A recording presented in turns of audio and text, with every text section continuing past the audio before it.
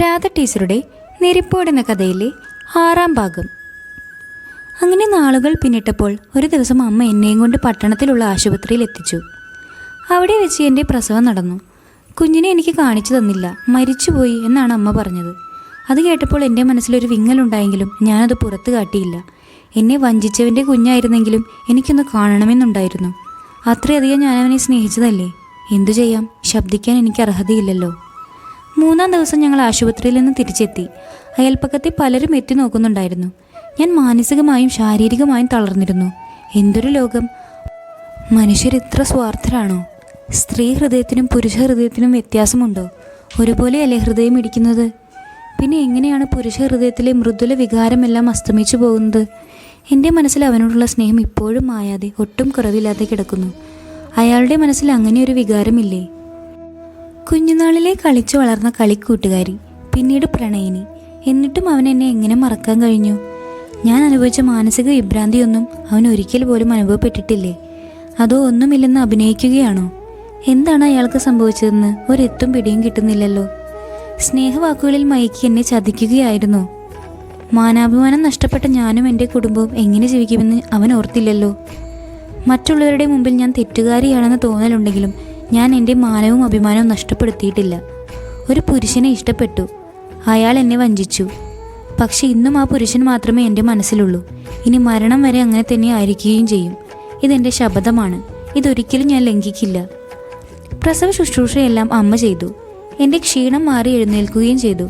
ആ അവസരത്തിൽ തറവാട്ടിലെ ചില കാരണവന്മാർ അമ്മയെ സമീപിച്ചു പറഞ്ഞു, ലക്ഷ്മി, ഞങ്ങൾ വന്നത് ഒരു കാര്യം പറയാനാണ്. ഏതായാലും അവൾക്ക് ചതി പറ്റി. ചതിച്ചതാരാണെന്നും നമുക്കറിയാം. അവരങ്ങനെ നല്ലവരായി ജീവിക്കേണ്ട. നമുക്കവൻ്റെ പേർക്ക് കേസ് കൊടുക്കാം. നീ ഈ പേപ്പറിലൊന്ന് ഒപ്പിട്ട് തന്നാൽ മതി. ഞങ്ങളുടെ ഒപ്പിട്ട പേപ്പർ കൊണ്ടുപോയി വക്കീലിൻ്റെ അടുത്ത് കേസ് ഫയൽ ചെയ്തു. അപ്പോഴേക്കും അയാൾ സിംഗപ്പൂരിലേക്ക് പോയി കഴിഞ്ഞിരുന്നു. കാശുള്ളവർക്ക് എന്തുമാകാമല്ലോ. പാവപ്പെട്ട പെണ്ണിൻ്റെ കണ്ണീരിന് എന്തു വില? അമ്മ തളർന്നു കഴിഞ്ഞിരുന്നു. ഇത്തരം മാനസിക പീഡനങ്ങൾ എങ്ങനെ താങ്ങാനാകും?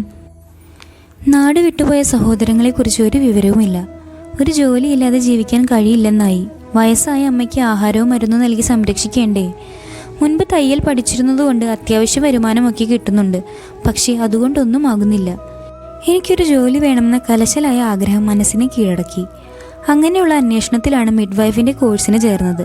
ഒരു സ്ഥിര വരുമാനം വേണമെന്ന തോന്നലാണ് ഇതിന് പ്രേരിപ്പിച്ചത്. പഠിപ്പ് കഴിഞ്ഞപ്പോൾ നമ്മുടെ തന്നെ ഹെൽത്ത് സെൻ്ററിൽ ജോലി ലഭിക്കുകയും ചെയ്തു. ഇന്ന് നമ്മുടെ ഗ്രാമത്തിലുള്ള എല്ലാവർക്കും എന്നോട് വലിയ സ്നേഹമാണ്. ഏത് പാതിരാത്രിയിൽ വന്ന് വിളിച്ചാലും യാതൊരു മടിയും കൂടാതെ ഞാൻ എൻ്റെ ജോലി നിർവഹിക്കുന്നു. പണ്ട് എന്നെ പരിഹാസത്തോടെ നോക്കിയവരെല്ലാം ഇന്ന് എന്നെ സ്നേഹത്തോടെ വീക്ഷിക്കുന്നു. എൻ്റെ ജോലിയിൽ ഞാൻ സന്തോഷം കണ്ടെത്തുന്നു. ആരുടെ മുമ്പിലും കൈനീട്ടാതെ ഇന്ന് അന്തസ്സോടെ ജീവിക്കാൻ എനിക്ക് കഴിയുന്നുണ്ട്. ഇടയ്ക്ക് കയറി ഞാൻ ചോദിച്ചു, അനിയന്മാരെക്കുറിച്ച് പിന്നെ എന്തെങ്കിലും അറിഞ്ഞോ ചേച്ചി? ഇല്ല മോളെ, ഞാൻ കാരണം, എൻ്റെ അറിവില്ലായ്മ കാരണം അവരുടെ ജീവിതവും നശിച്ചില്ലേ. ബോംബെയിൽ എവിടെയോ ഉണ്ടെന്ന് ഒരിക്കൽ തട്ടാമ്പറമ്പിലെ ചന്ദ്രൻ പറയുന്നത് കേട്ടു. അവരിനി ഒരിക്കലും തിരിച്ചു വരില്ലത്രേ. അമ്മ മരണക്കിടക്കയിൽ കിടക്കുമ്പോഴും അവരെക്കുറിച്ച് മാത്രമായിരുന്നു ചോദിച്ചത്. എൻ്റെ രവിയും മോഹനനും ഇനി ഒരിക്കലും വരില്ലേ മോളെ? എനിക്കൊന്ന് കാണാൻ കഴിയാതെ മരിക്കേണ്ടി വരുമോ? പക്ഷേ അമ്മയുടെ ആഗ്രഹം സാധിക്കാതെ തന്നെ അമ്മ ഇഹലോകവാസം വെടിഞ്ഞു. എൻ്റെ അവസ്ഥ ആർക്കും ഉണ്ടാകരുതേ മോളെ. ചേച്ചിയുടെ കണ്ണുകൾ നിറഞ്ഞൊഴുകി.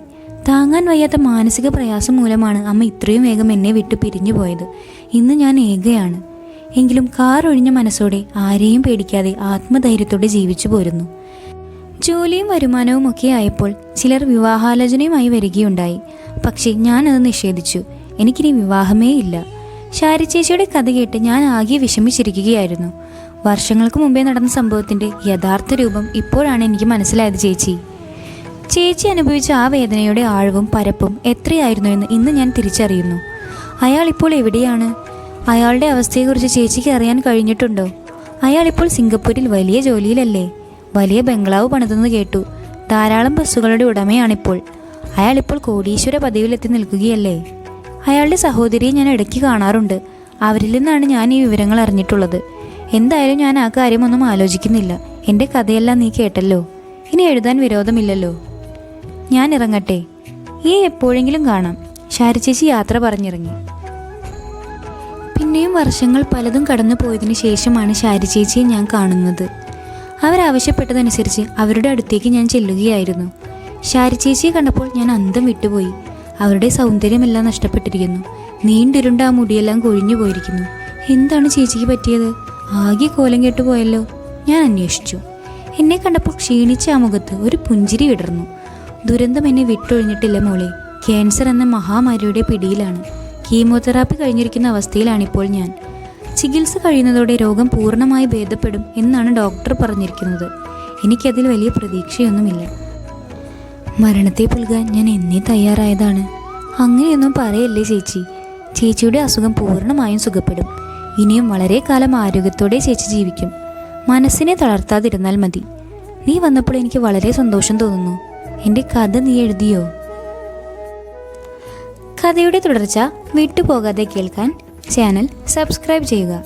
ബെൽ ഐക്കൺ പ്രസ് ചെയ്യുക.